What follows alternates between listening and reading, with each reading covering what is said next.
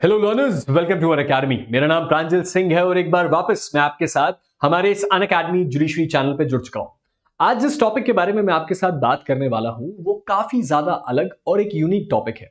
आज हम एक इतने इंपॉर्टेंट इशू के बारे को की अंडरस्टैंडिंग को समझने वाले हैं जो ना सिर्फ आपको हमारे देश में क्रिमिनल लॉ के बारे में समझाएगा बल्कि उसके साथ ही साथ हमारे देश में डिफेंस फोर्सेस के ऊपर कानून किस तरीके से अप्लाई होता है, हम उस बात को भी समझेंगे। और एक और बहुत इंपॉर्टेंट चीज को आज हम एड्रेस करेंगे कि क्या होता है अगर हमारे देश में डिफेंस फोर्सेस के किसी इंडिविजुअल ने कोई क्राइम कमिट किया हो तो क्या उसको कोई मर्सी मिलती है या उसके साथ और भी ज्यादा स्ट्रिक्ट एक्शन होता है, और एक्चुअल में ये पूरा का पूरा प्रोसेस होता कैसा है।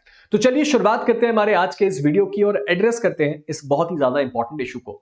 आज के इस वीडियो की शुरुआत मैं इस फोटो के साथ करना चाहता हूं क्योंकि आज जिस डिफेंस फोर्सेस की हम बात कर रहे हैं उसका नाम है आईटीबीपी, जिसको आप जानते हैं Indo Tibetan border police force है। अगर आपने आज से पहले आईटीबीपी का नाम नहीं सुना तो मैं आपको बता दूं, ये एक ऐसी टास्क फोर्स है, ये एक ऐसी फोर्स की यूनिट है जिसको डेवलप किया गया है इंडिया और जो तिब्बत की बॉर्डर लाइन है, मोस्टली जो चाइना की बॉर्डर लाइन है, उसको कवर करने के लिए। और ये आईटीबीपी के जवानों की ही फोटो लगी हुई है। ये इंडिया की एक बहुत ही ज्यादा इंपॉर्टेंट और स्ट्रेटेजिक फोर्स है जो कि पीसफुल और इंडो जो चाइना बॉर्डर लाइन है उसको सर्व करती है। और आज हम जिनके बारे में सुनने और समझने वाले हैं वो इसी फोर्स को बिलोंग करते थे। चलिए इस केस के जरा बैकग्राउंड को समझने की कोशिश करते हैं। एक्चुअल में ये बात है जगेश्वर सिंह की। जगेश्वर सिंह वो कांस्टेबल थे Indo Tibetan border police force यानी कि आईटीबीपी में, जिनका कमीशन आईटीबीपी में हुआ था साल 1990 में। अब ये जो पर्टिकुलर मामला है ये हुआ साल 2005 में। 4 और 5 जुलाई की देर रात वहां पे एक संतरी थे जिन्होंने इनको इस बात की जिम्मेदारी दी कि ये एक बॉक्स जो कि कैश से भरा हुआ था, जिसके अंदर लाखों कैश रुपए थे, उसकी सुरक्षा करें। अब इस परिस्थिति में इन्होंने उस सुरक्षा की जिम्मेदारी को ले तो लिया, लेकिन उसके बाद कुछ ऐसी घटनाएं हुई जिसके बाद इन्होंने सबसे पहले तो उस कैश के बॉक्स का जो लॉक है उसको तोड़ दिया, उस बॉक्स को ओपन किया, उसके अंदर से जितना भी कैश था उन सबको चुरा लिया। और उसके बाद जो उनकी पोस्ट थी, जिस यूनिट को वो संभाल रहे थे, जिस पर्टिकुलर जो जिस जिस पोस्ट की उनको जिम्मेदारी दी गई थी, उस पोस्ट को छोड़ के वो वहां से भाग गए। अब इस परिस्थिति में क्या होता है सर, सबसे पहले जो क्रिमिनल लॉ को मोशन में लेके आता है वही काम किया गया, उनके खिलाफ एफआईआर को रजिस्टर किया गया। उसके बाद एक कोर्ट ऑफ इंक्वायरी बैठी जिसने इस बात को कंफर्म किया कि इस पर्टिकुलर क्राइम में, जिसको हम रॉबरी कह सकते हैं, उसमें इनका इन्वॉल्व था। उसके साथ ही साथ समरी फोर्स कोर्ट ने भी उनको दोषी पाया यानी कि गिल्टी पाया। और उसके बाद उनको उनकी सर्विस से 14 नवंबर 2005 यानी कि जुलाई की यह घटना थी, नवंबर के महीने में इनको इनकी ड्यूटी से डिसमिस कर दिया गया। अब इस बात से नाखुश वो अप्रोच करते हैं उत्तराखंड हाईकोर्ट को और उनके सामने ये दलील रखते हैं कि उनके साथ जो ये व्यवहार किया गया और उनको जो उनकी नौकरी से निकाला गया ये सही चीज नहीं है। अब आप ये देखेंगे कि हमारे देश में हाई कोर्ट और हाई कोर्ट की अलग अलग बेंचेस के जो ओपिनियन है वो कैसे डिफर करते हैं, और उसके साथ ही साथ कई बार कैसे होता है कि हाई कोर्ट का ओपिनियन एकदम अलग है और सुप्रीम कोर्ट इस पे कुछ अलग ही ओपिनियन दे देती है। चलिए देखते हैं। जब ये मामला हाई कोर्ट के पास जाता है तो सबसे पहले हाई कोर्ट के सिंगल जज यानी कि एक जज की बेंच के पास ये मामला पहुंचता है, जो इस आर्ग्यूमेंट को जो टोटली क्या कर देते हैं, आपका रिजेक्ट कर देते हैं कि उनका जो कन्फेशन है वो इनवॉलेंटरी था। उसके साथ ही साथ वो इस चीज को एड्रेस करते हैं कि उनका जो डिसमिशल था वो डिस अप्रोप्रिएट पनिशमेंट है। यानी कि हाईकोर्ट को ऐसा लगता है कि इन जो कांस्टेबल साहब हैं, इन्होंने जो ये रॉबरी करी और ये जो कैश चुरा के भागे, ये सही चीज नहीं है कि इस अपराध के लिए इनको इनकी नौकरी से निकाल दिया जाए, क्योंकि ये खुद अपनी गिल्टी अपने आप को मान रहे हैं, अपनी दोष को समझ रहे हैं और इनको इस बात का पूरा पश्चाताप है। उसके बाद इन्होंने क्या किया, हाईकोर्ट ने इस बात का ऑर्डर किया कि वो जो फोर्सेज हैं वो खुद को रिकंसिडर करें कि उन्होंने जो ये पनिशमेंट दी है क्या वो सही है या नहीं, और इस पनिशमेंट को अगर कम किया जा सके। अब इस सिचुएशन में जो यूनियन है यानी कि जो आपकी दूसरी पार्टी है, उस पार्टी ने तुरंत अप्रोच किया डिवीजन बेंच के पास, यानी कि हाई कोर्ट में जो 2 या 3 जजेस की बेंच होती है उसके पास ये मामला गया। जब ये मामला हाई कोर्ट की हायर बेंच के पास गया तो उन्होंने इस बात को एक्सेप्ट करने से डिसमिस कर दिया कि हम इसमें कोई भी मैटर में सब्सटैंशियली एविडेंस या कोई सब्सटैंशियल बेस नहीं देखते हैं। उसके बाद क्या होता है, आखिरकार जो पार्टी है उसको सुप्रीम कोर्ट का दरवाजा खटखटाना पड़ा और तब हमारे पास आता है ये लैंडमार्क जजमेंट। बेसिकली यहां पे जो सुप्रीम कोर्ट के 2 जजेस हैं, जस्टिस सूर्यकांत और जस्टिस एन कोटेश्वर सिंह, उन दोनों ने इस जजमेंट को सुनाया। सबसे पहली चीज उन्होंने ऑब्जर्व करी नेचर ऑफ मिसकंडक्ट के बारे में, और ये हमें सबसे इंपॉर्टेंट बात बताती है कि अगर हमारे देश में जो डिफेंस फोर्सेज हैं उनके साथ क्राइम का जो लॉ है वो कैसे ऑपरेट करता है। यहां पे सुप्रीम कोर्ट ने बोला कि ये जो रिस्पोंडेंट हैं, जो खुद उस वक्त डिफेंस फोर्सेस के मेंबर थे, उनका सबसे पहला काम ये था, ये उनकी ड्यूटी थी कि वो उस कैश को प्रोटेक्ट करें, और उन्होंने खुद ही उसके साथ लूट करी।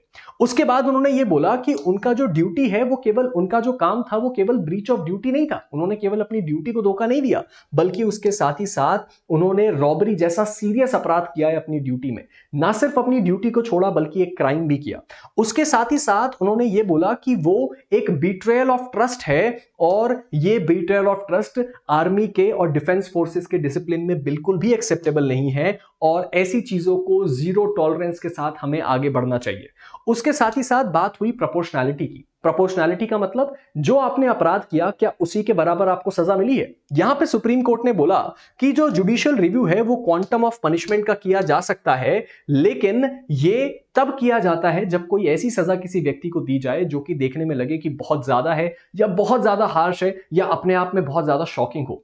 यहां पे सबसे इंपॉर्टेंट बात यह है कि जिस व्यक्ति का डिसमिस किया गया, उसकी नौकरी से निकाला गया, ना केवल उसके सर्विस रूल्स के हिसाब से बल्कि क्राइम के लॉ के हिसाब से भी उस व्यक्ति ने जो क्राइम कमिट किया वो मोरल टर्प्यूटेड था, यानी कि एक वैलिड रीजन था उसको नौकरी से निकालने के लिए। उसके साथ ही साथ it accord with in paramilitary force where discipline and ethics are paramount. और हमारे डिफेंस फोर्सेस में ये बात हम सब बहुत अच्छे से जानते हैं कि जो सर डिसिप्लिन है वो सबसे टॉप लेवल की चीज है, डिसिप्लिन से बढ़ के और कुछ नहीं होता। और आखिर में उन्होंने क्या बोला कि ये पहली बार नहीं था कि उन्होंने कोई मिसकंडक्ट किया है। तो इस सिचुएशन को देखते हुए एक पॉइंट का भी सवाल नहीं उठता कि उस व्यक्ति को उसकी फोर्सेस से क्यों निकाला गया। और इसीलिए सबसे तीसरा इंपॉर्टेंट सवाल उन्होंने कोट किया हाई कोर्ट का।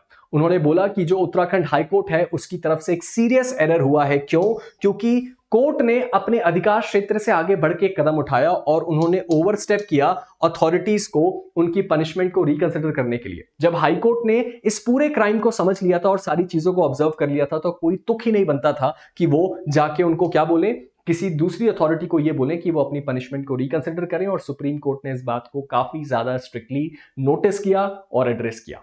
और इस तरीके से सुप्रीम कोर्ट ने क्या किया सर? सुप्रीम कोर्ट ने जो यूनियन ऑफ इंडिया की अपील थी उसको अलाउ किया, उत्तराखंड हाई कोर्ट को ऑर्डर किया कि आपका जो आदेश है वो अब से सेट असाइड होता है, यानी कि उसको हम वैध नहीं मानेंगे, और उस व्यक्ति जिसको नौकरी से निकाला गया था उसका डिसमिसल सही ठहराया।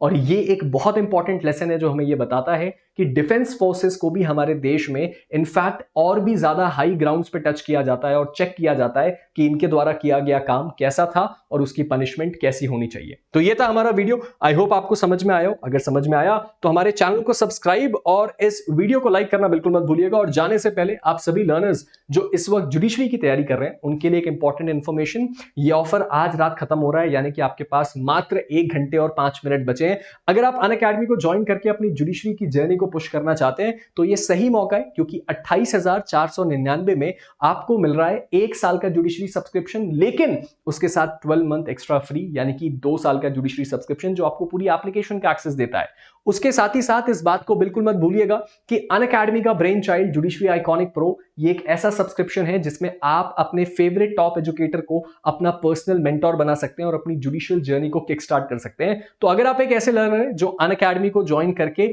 अपने एजुकेटर के साथ अपनी पढ़ाई करना चाहते हैं, यानी कि पढ़ाई तो आपकी सभी एजुकेटर से होगी, लेकिन आपके स्टडी प्लान्स क्या होंगे, आपके डाउट्स क्या होंगे, कैसे आपको किसी एग्जाम को अप्रोच करना है, बेसिकली आपके साथ एक पर्सनल मेंटोर की तरह आपका एजुकेटर आपको पढ़ाएगा और आपको गाइड करेगा। इसके लिए आप आइकॉनिक प्रो का इस्तेमाल कर सकते हैं। And at last but not the least, कल शाम को 5 बजे यानी संडे शाम को 5 बजे अनअकैडमी आपके लिए करा रहा है फ्री मॉक टेस्ट, यानी कि जुडिशरी प्रीलिम्स लेवल का एक एग्जाम जो कि इंडिया के टॉप एजुकेटर्स ने क्रिएट किया है। ये बात एंटिसिपेट करते हुए कि अपकमिंग एग्जाम में क्वेश्चंस कैसे आएंगे, और उसके लिए हम करा रहे हैं स्कॉलरशिप टेस्ट जो कि कंप्लीट प्रीलिम्स पैटर्न में होगा।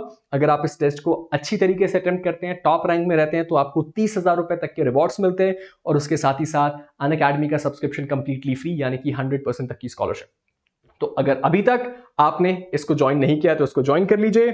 सर, छत्तीसगढ़ सिविल जज के एग्जाम डेट कब तक आएगी? सोनिया जी, छत्तीसगढ़ एग्जाम डेट की जो आप बात कह रहे हैं, मेरे हिसाब से मेरा एंटिसिपेशन ऐसा है कि जुलाई एंड तक होने की पूरी संभावना है। आनी तो उसकी डेट डिक्लेयर पहले ही हो जानी चाहिए थी, लेकिन अब मुझे ऐसा लगता है क्योंकि ये पीएससी का पुराना प्रॉब्लम है कि छत्तीसगढ़ पीएससी थोड़ा डिले करती है चीजों में, तो मान लेते हैं कि हफ्ता 10 दिन और इंतजार करना पड़ सकता है, लेकिन पूरी संभावना है कि जून में डिक्लेयर हो जाएगा। अगर जून में और ज्यादा डिले हुआ तो शायद एग्जाम अगस्त तक पुश हो जाए। मिलते हैं एक नए वीडियो के साथ, तब तक के लिए stay motivated and keep learning. Thank you.